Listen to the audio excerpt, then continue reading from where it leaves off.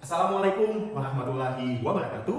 Perkenalkan, nama saya Murtada. Saya adalah guru di SDN Muling Dalam. SDN Muling Dalam adalah salah satu sekolah terpencil yang ada di Kabupaten Hulu Sungai Selatan. Dari Kabupaten Hulu Sungai Selatan, kita menuju negara Desa Muling Tengah sejauh 30 km.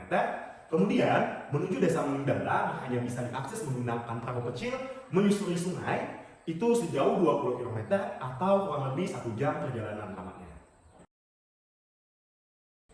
Pada musim kemarau, tak jarang perahu yang kami gunakan itu mengalami amblas, sehingga kami harus berjalan kaki untuk melewati sungai yang dangkal tersebut. Embun, kabut yang tebal juga menjadi halangan jarak pandang kami. Tercatat beberapa kasus kecelakaan tabrakan antar perahu akibat jarak pandang yang sempit. Sedangkan pada musim hujan, kami tidak dapat melewati jembatan karena air yang meninggi. Sehingga kami harus mencari alternatif jalan lainnya, yaitu melewati persawahan yang sudah tergenang air. Nyamuk sudah menjadi sahabat bagi kami. Sekali tepuk, 2, 3, bahkan lebih nyamuk itu yang didapat. Tak jarang pula, perahu yang kami gunakan itu mengalami kendala atau masalah. Seperti misalnya, perahu kami mengalami kemogokan, sehingga harus digandeng oleh perahu lainnya. Perahu kami yang tidak memiliki rem, sehingga kami terkadang oleng dan menabrak daratan. Bahkan kami pernah mengalami yang namanya mesin terbakar karena overhead. Terkadang saya harus menginap di sekolah. Iya, betul, di sekolah, bukan di rumah dinas. Karena sebelum saya masuk pada tahun 2019, rumah dinas yang kami miliki itu mengalami kebakaran akibat kebakaran hutan. Jadi, saya kadang menginapnya di sekolah, terkadang di balai desa, bahkan di rumah warga. Hal ini saya lakukan agar saya dapat mengenal peserta didik lebih jauh dan juga mengenal masyarakat, serta agar saya memiliki kedekatan secara emosional kepada mereka. Akses internet menjadi salah satu kendala dalam proses pembelajaran di SDN Muling Dalam. Akses internet yang tergolong susah karena kita harus berada di suatu tempat terlebih dahulu dan perangkat yang kita gunakan harus disiapkan untuk dapat mendapatkan sinyal. Terkadang kita sering ketinggalan informasi dari luar. Namun, hal itu tidak menyurutkan semangat saya dalam mengajar. Teknologi juga saya gunakan dalam mengajar. Saya pernah menggunakan pembelajaran menggunakan augmented reality, Canva for Education, ataupun Google Workspace for Education. Nah, semua itu saya lakukan agar anak-anak juga mempunyai pengalaman digitalisasi dalam pembelajaran, serta game edukasi yang sangat berguna dalam pembelajaran kepada anak-anak. Kurangnya ruang belajar di SDN Muling Dalam itu juga menjadi salah satu hambatan. SDN Muling Dalam hanya memiliki 5 ruang belajar, yang mana terjadilah pembelajaran kelas rangkap antara kelas 1 dan kelas 2 yang notabene adalah murid yang sedikit. Selama saya mengajar di SDN Muling Dalam dari tahun 2019 sampai sekarang, saya pernah mengalami musibah yang sangat menyakitkan bagi saya. Saya pernah jatuh dari perahu sehingga saya mengalami dislokasi pada lengan bagian kanan saya, 4 jahitan di dagu bawah saya, dan juga saya kehilangan 2 gigi saya. Saya yakin usaha tidak akan mengkhianati hasil. Hal ini terbukti dari murid binaan saya yang berhasil mendapatkan juara pertama pada perlombaan 3R, Recycle, Reuse, and Reuse. Prestasi lainnya murid binaan saya adalah juara pertama lomba lari O2SM tingkat Kecamatan Dalam Selatan, juara ketiga lomba lari atletik putri tingkat Kabupaten Hulu Sungai Selatan, dan juga juara kedua lomba lari Piala Bupati Hulu Sungai Selatan. Pada best practice kali ini, saya akan berbagi tentang pengalaman saya di tahun 2019 mengenai pembuatan sasirangan. Berkantan, belajar, berkawan, berkegiatan adalah sebuah proyek atau kegiatan yang serupa dengan T5, proyek penguatan profil pelajar Pancasila, namun dengan nama yang berbeda, sudah kami terapkan sebelum kurikulum Merdeka diterapkan di Indonesia. Tujuan dari proyek pembuatan sasirangan ini adalah yang pertama, mengembangkan kreativitas dan juga keterampilan peserta didik dalam seni dan kebudayaan.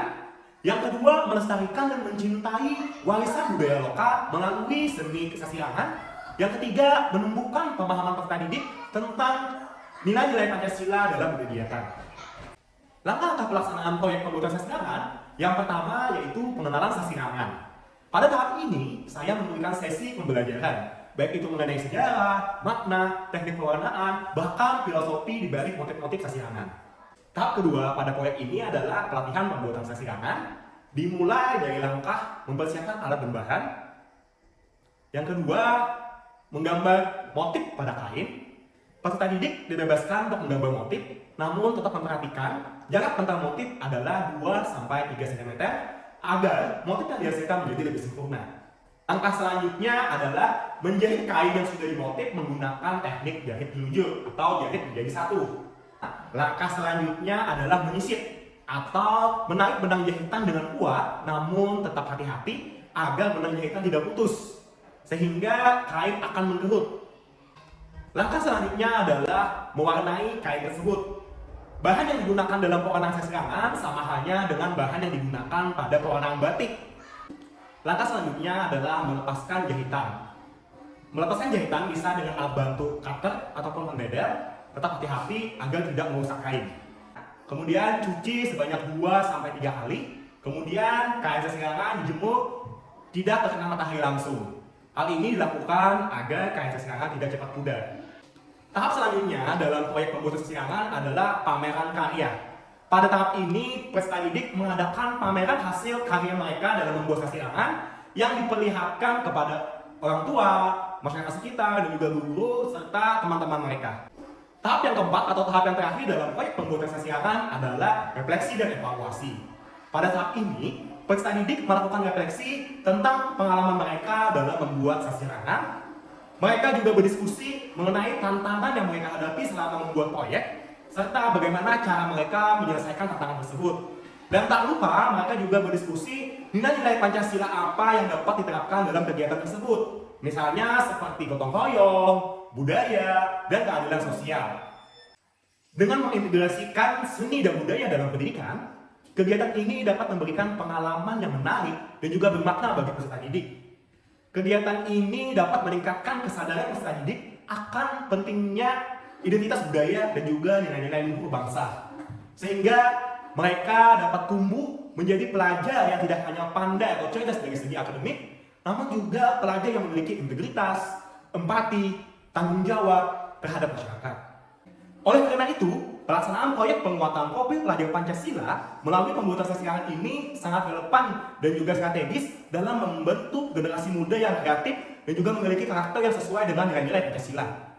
SDN Muning Dalam memiliki komunitas belajar yang bernama Kombel Berjiwa Muda sebagai wadah bagi guru untuk menyelesaikan permasalahan peserta didik agar dapat meningkatkan hasil belajar peserta didik, serta sebagai tempat untuk berbagi. Saya juga aktif sebagai pengurus di KKG Kecamatan Dalam Selatan. Selain sebagai tempat tumbuh dan berkembang, KKG Kecamatan Dalam Selatan juga sebagai wadah kita untuk berbagi praktik baik yang dapat kita adaptasikan dan juga modifikasi di sekolah kita masing-masing. Selain itu, saya juga terlibat aktif dalam sebuah komunitas. Sahabat HSS Cerdas adalah sebuah komunitas yang didirikan oleh pengajar muda dari Indonesia Mengajar bersama dengan para relawan yang peduli terhadap pendidikan. Beberapa kegiatan yang pernah kita lakukan bersama sahabat HSS Cerdas adalah bekantan, belajar berkawan dan berkegiatan, berita, belajar sambil bercerita, Ruby, ruang berbagi informasi, kelas inspirasi. Sehari mengajar, seumur hidup menginspirasi. Saya juga pernah diminta untuk menjadi narasumber atau pembicara baik oleh dinas maupun oleh sekolah-sekolah lainnya, bahkan oleh sekolah menengah atas. Kehadiran saya di SDN Muning Dalam pada tahun 2019 hingga saat ini membawa pengaruh positif baik pada peserta didik, rekan-rekan sejawat, ataupun masyarakat sekitar di Desa Muning Dalam. Dia sangat bagus pemutar ini, memberikan pelajaran. Ulun Pak selamat ya belajar anak ulun senang. Alhamdulillah semenjak masuknya guru honorer dari SD Muning Dalam, seluruh siswa-siswa menjadi lebih aktif, bahkan mendapatkan juara. Bapak keren. Semua itu saya lakukan demi kemajuan pendidikan di Indonesia, khususnya Kabupaten Hulu Sungai Selatan. Saya yakin perjuangan seorang guru sama halnya seperti kita membuat sasirangan. Banyak langkah-langkah yang harus dilewati. Tak kala terkadang kita menghadapi tantangan ataupun hambatan. Namun, kita akan mendapatkan kepuasan saat kita berhasil melewati hambatan tersebut. Dan saya yakin usaha tidak akan pernah mengkhianati hasil. Terima kasih kepada semua pihak yang telah terlibat. Saya Murtada dari SDN Muning Dalam. Assalamualaikum warahmatullahi wabarakatuh.